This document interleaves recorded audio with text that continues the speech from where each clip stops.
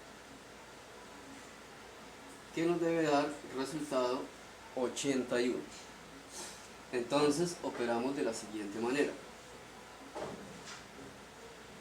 3 por 3 da 9, por 3 27 y por 3 81.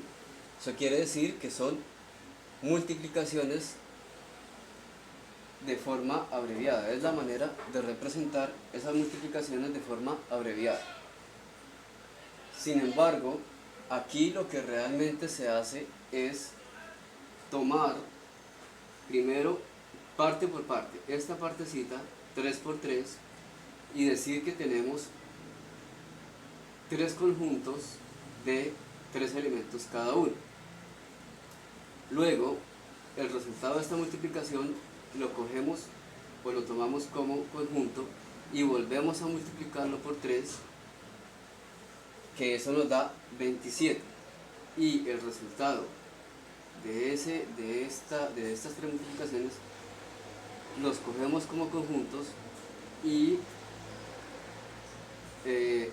a cada conjunto le añadimos 3 elementos y eso nos da 81 elementos en total.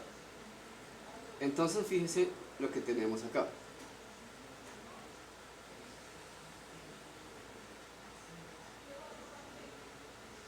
Tenemos 3 conjuntos de 3 elementos, que es lo que vimos al principio en la primera partecita.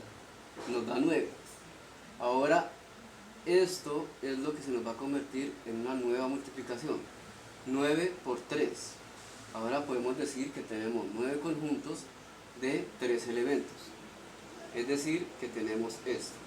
1, 2, 3, 4, 5, 6, 7, 8 y 9 conjuntos de 3 elementos cada uno. Eso nos da 27. Ahora nos resulta una nueva multiplicación. 27, que lo representamos como conjunto, multiplicado por 3. Multiplicado por 3, que nos debe dar 81.